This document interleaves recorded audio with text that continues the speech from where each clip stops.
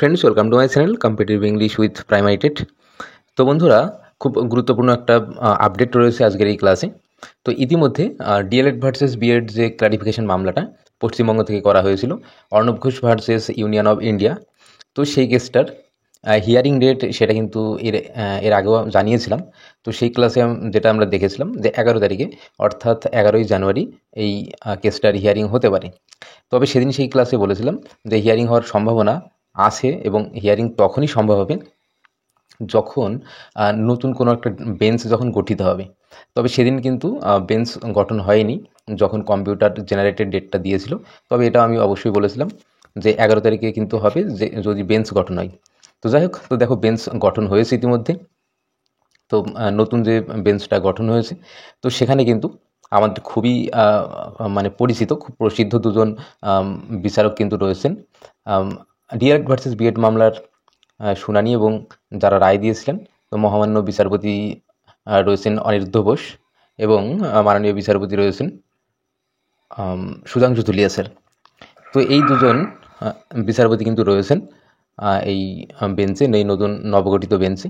তো এখানেই কিন্তু এই যে ক্লারিফিকেশন মামলা যেটা পশ্চিমবঙ্গ থেকে করা হয়েছিল, তো এখানে কিন্তু রায়দান হবে। তো দেখা যাক তো কি হয়। 11 তারিখে কেসটা উঠবে, তো সেখানেই আমরা দেখব, আমরা অবশ্যই সেটা লাইভও দেখতে পাবো। তো দেখা যাক সেখানে কি হয়।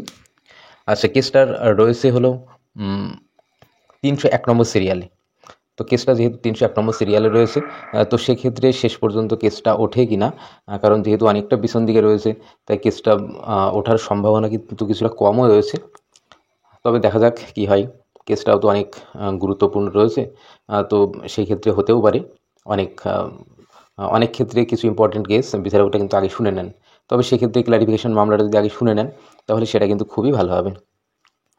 আচ্ছা, এ প্রসঙ্গে একটা বিষয় যেটা বলতে চাইব, এর আগে আমরা যেটা দেখেছি যে এর আগে অনিরুদ্ধ বোস স্যার কিন্তু বলেছিলেন যে 11ই আগস্টের পর থেকে কোনো বিএড প্রাথমিকে কিন্তু চাকরি পাবে না। আচ্ছা, আরেকটা বিষয় যেটা রয়েছে, ডিএলএড ভার্সেস বিএড মামলার যে রায়, তো সেটা কিন্তু লিখেছিলেন সুধাংশু ধুলিয়া স্যার। তো যাই হোক, তো সব দিক থেকে একটা পজিটিভ বিষয় কিন্তু অবশ্যই রয়েছে। তো ডিএলএড জেতার, তবে দেখা যাক শেষ পর্যন্ত কি হয়। শেষ কথা অবশ্যই মহামান্য বিচারপতি দ্বয় বলবেন, আর সেটা আমরা 11 তারিখে জানতে পারবো। তো যেহেতু এটা এখন বর্তমানে একটা বিচার্য বিষয়, তো এখানে কিন্তু মতামত দেওয়া বা পার্সোনাল মতামত দেওয়াটা কিন্তু একেবারেই কাম্য না। তো যাই হোক, দেখা যাক শেষ পর্যন্ত কী হয়, আমাদের কিন্তু অপেক্ষা করতেই হবে সেই দিন। তো চলো আমরা অপেক্ষা করি 11 তারিখের জন্য। তো সেদিন কী হয় অবশ্যই চ্যানেলের মাধ্যমে আমি জানিয়ে দেবো। তো তোমরা অবশ্যই যারা যারা আপডেট পেতে চাও, আমাদের চ্যানেলটি সাবস্ক্রাইব করবে এবং অল নোটিফিকেশন অন করে পাঠিয়ে থাকবে। ধন্যবাদ।